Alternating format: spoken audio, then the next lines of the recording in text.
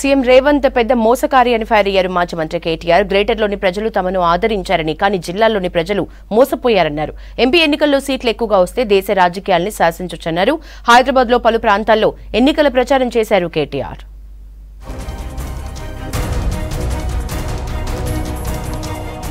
Congress party అరచేతిలో వైకుంఠం చూపి గెలిచిందన్నారు BRS working president KTR. తమ ప్రభుత్వ హయాంలో నేత కార్మికులకు ఉపాధి ఉండేదని, ఇప్పుడు చీరలకు ఆర్డర్లు ఇవ్వకపోవడంతో ఆత్మహత్యలు చేసుకునే పరిస్థితులున్నాయని ఆరోపించారు. సిరిసిల్ల జిల్లా కేంద్రంలో జరిగిన ఎన్నికల ప్రచారంలో పాల్గొన్నారు కేటీఆర్. మా వాగులో నీళ్లు మాయమైనాయి, మాకు ఒక నెల పెన్షన్ కూడా రాలేదు అని చెప్పి బాధను వ్యక్తం చేయడం జరిగింది.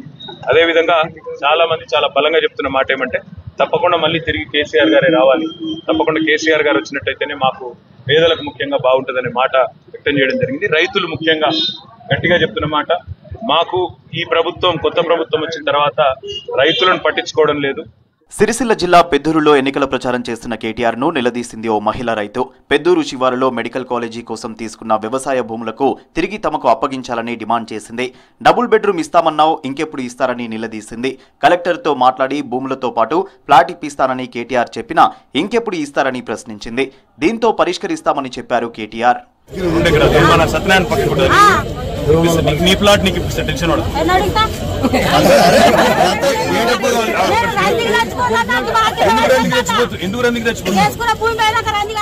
కాంగ్రెస్ అధికారంలోకి వచ్చాక కరెంటు కష్టాలు మొదలయ్యాయన్నారు మాజీ మంత్రి హరీష్ రావు. హైదరాబాద్ బషీర్బాగ్లో మీడియాతో మాట్లాడిన హరీష్, రైతులు పండించిన పంటలను కొనడం లేదన్నారు. బీజేపీ దేవుడి పేరు చెప్పి ఓట్లు అడుగుతుంటే బీఆర్ఎస్ అభివృద్ధిని చూసి ఓటు వేయమంటుందన్నారు. ఆ తర్వాత సాయంత్రం సిద్దిపేట జిల్లాలో ఎన్నికల ప్రచారం చేశారు హరీష్. మీరు 6లో 5 అయినాయి అన్నారు, 6లో 5 కాలేదు, 6లో 5 కాలేదు. ఒకటైంది ఏంది, గృహజ్యోతి, కానీ అది పార్షియల్ గానే అయింది. రాష్ట్రంలో 91 లక్షల మంది వైట్ రేషన్ కార్డు హోల్డర్స్ ఉంటే గృహజ్యోతి మీరు ఇచ్చింది కేవలం 30 లక్షల మందికి. ఎన్నికల అఫిడవిట్లో ఎలాంటి తప్పుడు సమాచారం సమర్పించలేదన్నారు జనగామ ఎమ్మెల్యే పల్లా రాజేశ్వర్ రెడ్డి. తనపై హైకోర్టులో దాఖలైన పిటిషన్, కోర్టు నోటీసులపై స్పందించారు ఎమ్మెల్యే. కాంగ్రెస్ పార్టీ కావాలనే తనపై అసత్య ప్రచారం చేస్తోందన్నారు పల్లా. వంకర మార్గాలు, ఇవాళ చిన్న మార్గాలు చూసుకుంటే కాదు, ప్రజలు అద్భుతమైన మెజార్టీతో నన్ను గెలిపించారు. కాబట్టి న్యాయపరంగా చట్టపరంగా ఏదైనా ఉన్నట్లయితే ఖచ్చితంగా చూసుకుంటాం. ప్రజల యొక్క గెలుపు తర్వాత, ఇంతమంది ఓట్లేసిన తర్వాత అవన్నీ సిల్లీ విషయాలు. బీఆర్ఎస్ నేతలను తిడుతూ దేవుళ్ల మీద ఒట్టేస్తూ కాంగ్రెస్ నేతలు ఓట్లు అడుగుతున్నారని విమర్శించారు మాజీ మంత్రి మల్లారెడ్డి. కేసీఆర్ బస్ యాత్రకు మంచి ప్రజాదరణ వస్తుందన్నారు. మేడ్చల్ జిల్లా కీసరలో రాగిడి లక్ష్మారెడ్డికి మద్దతుగా ప్రచారం చేశారు మల్లారెడ్డి. కీసర గ్రామంలో తిరిగినాం. మేడ్చల్ గాని మల్కాజ్గిరి సీటు భారీ మెజార్టీతో గెలవబోతున్నాం మా రాగిడి లక్ష్మారెడ్డి. ఎందుకంటే 4 నెలల పాలన 40% చేసి కరెంటు కోతలకు కాంగ్రెస్ పాలనే కారణమని ఆరోపించారు కరీంనగర్ బీఆర్ఎస్ అభ్యర్థి వినోద్ కుమార్. ప్రభుత్వ వ్యతిరేక ఓటుతోనే గెలుస్తున్నానని చెప్పారు. గతంలో కాంగ్రెస్ నుంచి వచ్చిన కార్పొరేటర్లే మళ్లీ వెళ్లారన్నారు MLA Gangula Kamalakar. TRS party అధికారంలోకి వచ్చినప్పుడు 7,778 మెగావాట్లు ఉంటే 20,000 మెగావాట్లు ఉన్నది.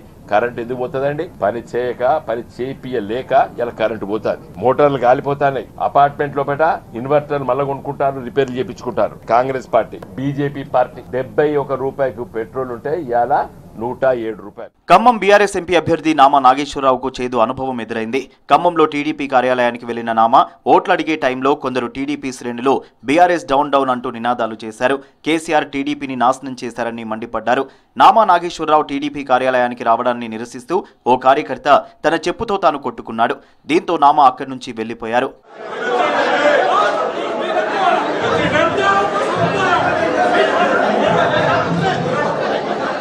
BRS social media convener Krishank ను పోలీసులు కస్టడీకి అనుమతి ఇచ్చింది నాంపల్లి కోర్టు. ఒక్కరోజు పోలీసులు కస్టడీలోకి తీసుకునేందుకు పర్మిషన్ ఇచ్చింది. OU circular social media viral చేశారన్న ఆరోపణలపై క్రిషాంక్ ను అరెస్టు చేశారు పోలీసులు. ప్రస్తుతం క్రిషాంక్ చంచల్గూడ జైల్లో ఉన్నారు. రేపు జైలు నుంచి కస్టడీలోకి తీసుకోనున్నారు పోలీసులు. బీఆర్ఎస్ పార్టీకి మరో షాక్ తగిలింది. మాజీ రాజ్యసభ సభ్యుడు రాపోలు ఆనంద్ భాస్కర్ పార్టీని వీడుతున్నట్లు ప్రకటించారు. పార్టీలో జాయిన్ అయినప్పుడు కప్పిన గులాబీ కండువాను తెలంగాణ భవన్ కి పోస్టు ద్వారా పంపిస్తున్నట్లు కేసీఆర్ కు లేఖ రాశారు.